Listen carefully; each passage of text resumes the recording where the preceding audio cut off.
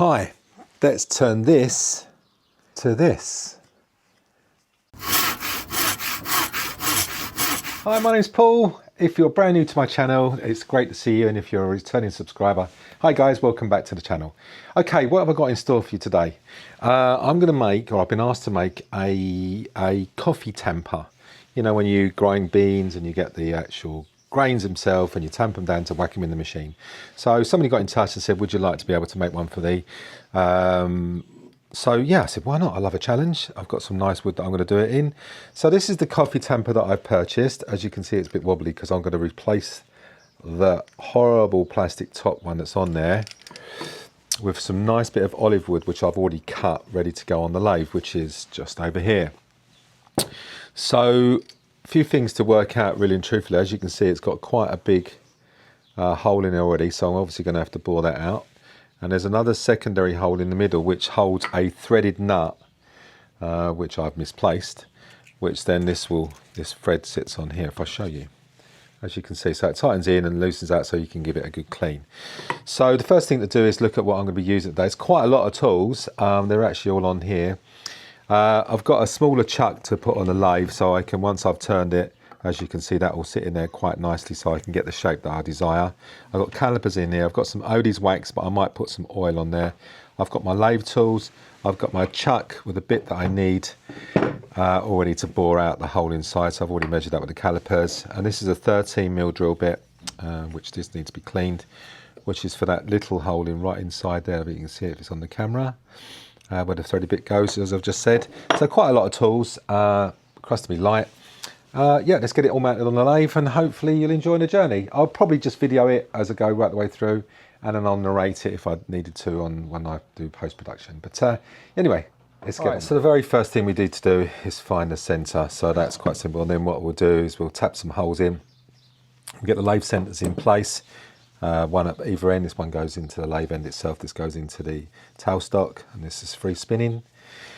So let's get this all centred up. Very simple. It's already cut square, so we'll just go from edge to edge, quick pencil mark, edge to edge, but turning it on the lathe will get us about a centre anyway. Let's get my hole punch, which is somewhere under here. Put a couple of marks, just gives me a place to centre. Right, let's get this mounted in the lathe. What's that centre in there? We get the tailstock one in here. Push that onto that centre there, where I marked it. Slide this into position onto here. Get it right on that hole that I've already knocked in there, which is bang on there. And then hold it tight, and I can literally tighten this in with a tailstock. So when it's crunched on there. One did I? That's it. So it's going to spin quite nicely. And then what we'll do is we'll just turn it to a set diameter so I can put it into the chuck. Okay, this silly thing is really important. Obviously, this is the PPE. It's got a protective glass on the front. It's fully ventilated by like an air conditioner on my head. So the first job we're going to do is literally round off using a spindle gouge to get this square down to round. Then we'll create a smaller diameter so I can fit it in the chuck. And once I've got it in the chuck, then I'll be able to shape it, bore the holes through to actually take the tamper device itself. So let's get ready to start turning. Okay, it's time to start roughing out. So I'm using the roughing gauge here, gouge, beg your pardon, just to take it from a square down to a nice cylinder shape. Taking my time, as you can see, going backwards and forwards. I'm self-taught, nobody's ever trained me to do the lathe work, so I take it pretty easy. I'm going to speed a little bit up next, just to, otherwise it would just be going on and on and on. And as you can see, it's gradually getting more and more cylinder shaped. And the next stage coming up is I'm going to use a parting tool to create a smaller diameter on each end, and this enables me then to put it into a vise, which will then enable me to start shaping the actual cylinder into the handle that I need it to be for the tamper. So just clearing up the ends here, creating a smaller diameter so it fits in quite nicely onto the chuck. Sharp tools, always the way forward. I've got a really good sharpening system by Robert Sorby, but here you see me just trying to create a smaller diameter for the chuck. Right, so what we've got now is we've got to bore the centre of this bit out. So I'm going to use my calipers to measure down to see how far I go to the first bit. And as you can see inside, I'm using another camera, there's another hole that takes the threaded part of the tamper itself. So what we're going to do is bore down to the first bit. So just using my calipers, I'll set that to 0. And then we'll open this out. Just drop it inside here, as far as I can go. And then I'll do this off camera. So now we've got that on that edge, and I can see it's about 35.5 millimeters. So I'll measure it to the same cut as that. Yep, 30, we'll go 36 millimeters, that makes it sense. And then, yeah, we can start boring the hole. So this particular tamper that I've got, it's got a spring mounted system and allows the tampering to take place when you use the coffee grains, I believe. So I've got a Forster bit here, and I'm going to take it into about, I think it was 36 millimeters deep that I had to go. So gradually taking it out, in and out, so I don't get any binding, don't get any burning with the actual wood burrs. Checking a few times to make sure that the depth was correct, and then just going back in to make sure that it was the right depth. So still continuing to use the Forster bit to create this hole for the spring. Nearly there now, so stop the lathe, get the calipers for the last time. One more little check, and this time it was actually correct. So 36 mils deep will create the hole for the spring. The next thing is to remove that Forster bit and put in a 13mm drill bit, and this drill bit is to actually use for the insert where the tamper itself screws into the actual handle. So the tamper kit that I went for, the handle, as you can see, has got 2 holes, one bigger hole and then a real small one right at the bottom there. And what I'm trying to now work out is how deep that centre hole is from the edge of the handle. And that little hole in the middle there is to take the threaded insert so the actual tamper itself can fit inside. So here we are getting myself a bit confused with the calipers, making sure I could get it set exactly how I needed it before I then replaced the 13mm drill bit at the end to create the hole for the insert to go in. 6 millimeters. I've already started to pre-drill. Let's get rid of all this debris that's inside here and just check where it is. So we still need about another 15 or 10 millimeters. So again, we just go straight back in, take it up to where it is, start the lathe, and then wind in a bit more. Take it back out, stop the lathe, get rid of all the debris.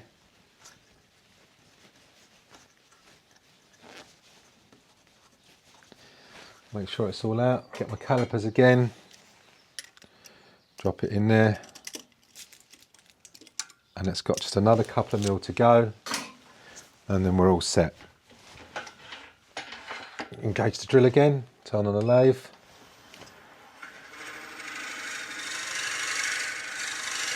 and that will be about it.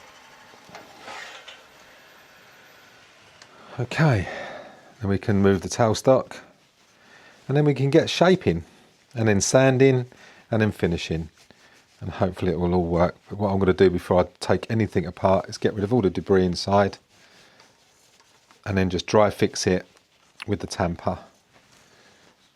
Let's take this tailstock off. Keep the drill bit in there just in case. Let's take that out of the way.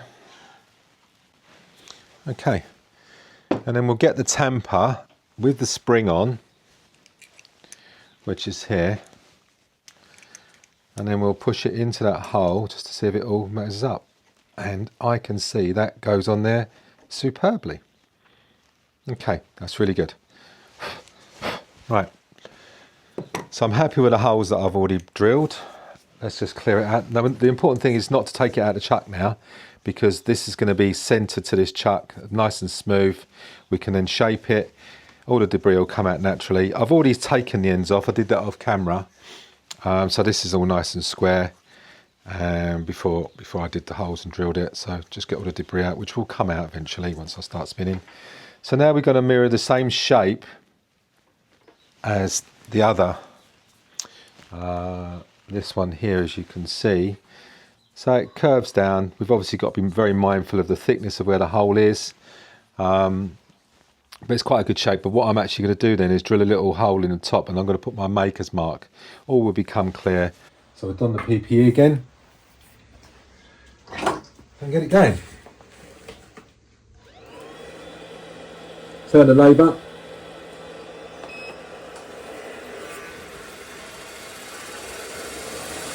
Drop the lathe down a bit. Just pull the hearse down a bit.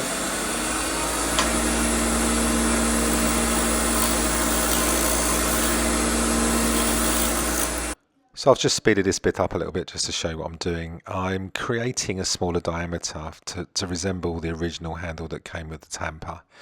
But I want it to be slightly bigger than that one because it just felt a bit too small in the hand. So I'm using the bowl gouge, spindle gouge, beg your pardon, and the roughing gouge still to create the shape that I'm after. Very similar to the other one, but as I say, the top end was just a bit bigger in the diameter itself. And we're getting very near to start sanding.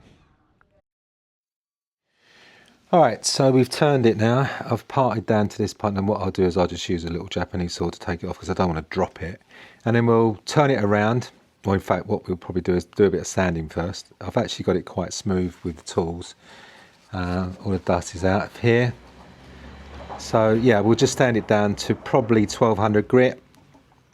I'll speed the camera up. So I sanded from 240 right out to 1200 and then applied some Odie's UK wax to get it shiny. You can see the state of me from turning. This is why you wear all this kit. So we've taken it off the lathe now. So this is going to be where the tamper bit goes. And this end is unfinished. So what we're going to do now is put some tape around this end, mount it back in the chuck the opposite way. We're not going to be touching this bit anymore. This bit we're going to focus on. So I'm going to square off the edge, and then I'm going to put another drill bit in and take it down just a little bit on the centre and put my maker's mark on, and you'll see that bit next. So the first thing is to tape this up and get it mounted back in. We're just going to true off this end.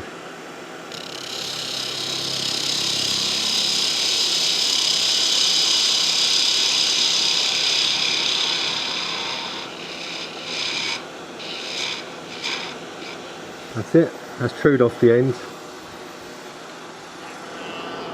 Right, so we're getting ready to glue the maker's mark into position. We've only got to go down a couple of mil. Maybe if I can move the camera up a little bit, then you'll see it. So we've reduced the revs quite a lot in the drill bit. It's actually nice and square. And let's see what we can do. Take our time.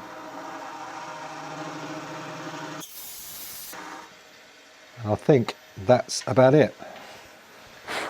Just stop it and check.